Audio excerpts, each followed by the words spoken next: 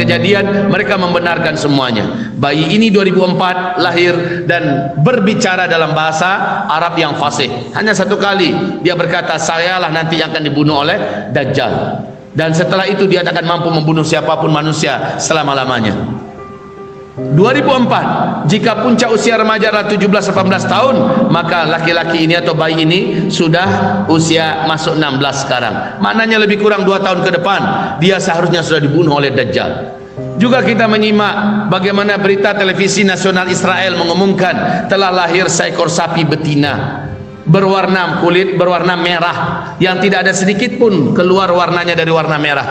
Dalam keyakinan orang Yahudi, di kitab Talmud mereka, di Taurat mereka, bahwa sesungguhnya Dajjal baru akan muncul dan memimpin mereka untuk menguasai seluruh dunia, dan diberikan dunia ini kepada Yahudi untuk dikuasai adalah ketika telah disembelih seekor sapi betina berumur 3 tahun berwarna merah, tidak ada yang sedikit pun dari warnanya itu di luar warna merah. Dan Masya Allah, akhir 2018 telah lahirlah seekor sapi betina ini di Israel, masuk dalam berita TV Israel dan menjadi berita dunia.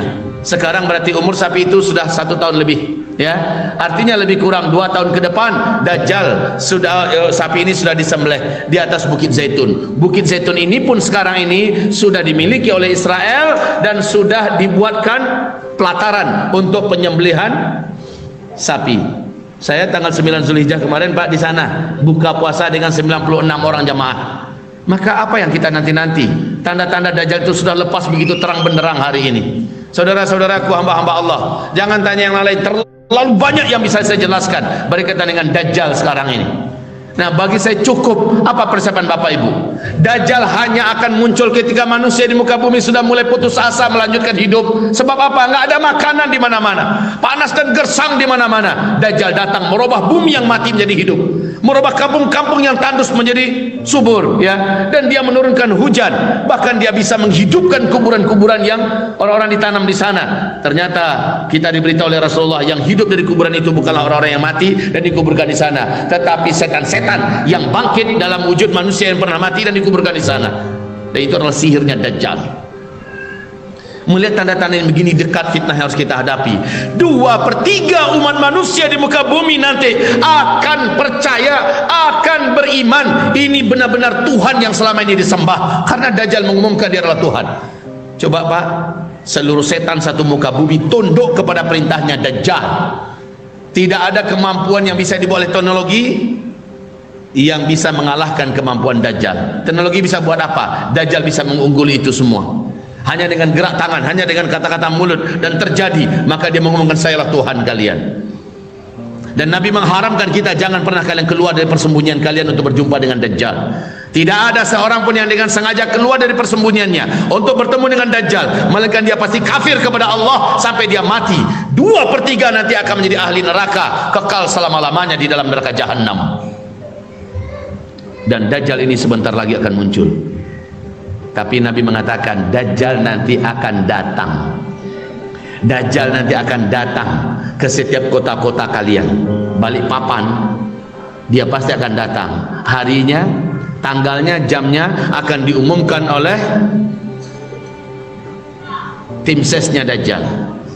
Dajjal itu punya kaki tangan di setiap negeri, di setiap kota, di seluruh negara-negara dunia. Dajjal punya kaki tangan yang bekerja untuk Dajjal. Bapak-bapak, akan diumumkan nanti di Balikpapan Dajjal akan datang hari Rabu tanggal sekian dari jam 10 sampai jam 11. Dajjal itu tidak lama-lama Pak, sebentar, tapi orang-orang sudah kafir dibuatnya. Lalu dia pindah lagi ke kota yang lain. Dan perpindahan Dajjal ini adalah salah satu di antara bentuk fitnah yang mendahsyat dari Dajjal. Ada Ustadz kondang di Indonesia mengatakan nanti Dajjal akan berpindah dari satu kota pada kota yang lain menggunakan jet super canggih. Masya Allah, sedih saya mendengarnya. Kalau pakai jet kerennya di mana? Padahal hitungannya hitungan detik saja Dajjal sudah sampai ke kota yang lain. Kalau hanya sekedar itu maka nggak ada hebatnya Pak. Bapak kenal nggak dengan jin ifrit? Ya, enggak, saya enggak bertanya Bapak sudah pernah berkenalan enggak, bukan itu yang saya tanyakan. Bapak tahu enggak dengan jin ifrit? Nabi Sulaiman pernah nantang, siapa yang bisa mendatangkan singgasananya Ratu Bilqis kemari dalam waktu yang paling cepat. Jin Ifrit tampil, ya, ingin menunjukkan kekuatannya agar minder manusia, agar minder orang-orang soleh, dan bahkan kalau perlu agar merasa takjub Nabi Sulaiman kepada Jin Ifrit ini. Apa kata Ifrit? Saya bisa, sebelum anda berdiri dari tempat duduk anda, singgasana Bilqis itu sudah sampai di depan mata anda. Itu kata Jin Ifrit kepada Nabi Sulaiman. Seorang wali Allah yang saleh, dalam Al-Quran ini kisahnya, seorang wali Allah yang saleh, saya wahai Rasulullah, wahai Nabi Allah, sebelum engkau mengerjepkan matamu, saya sudah mendatangkan di sini dengan izin Allah. Ya, di sini akhirnya Ifrit berhasil dipermalukan. Yang paling penting adalah kemampuan bangsa jin yang bisa mendatangkan singgasana yang nun ribuan mil jauhnya, ya, didatangkan dalam hitungan sebelum Nabi Sulaiman berdiri. Itu kemampuan itu. Nah, jin-jin, setan-setan yang memiliki kemampuan macam ini berkhidmat seluruhnya kepada Dajjal. Maka kalau Dajjal itu dengan pesawat supersonik, di mana tak kerennya Dajjal, betul tidak? Di mana kita akan kagum.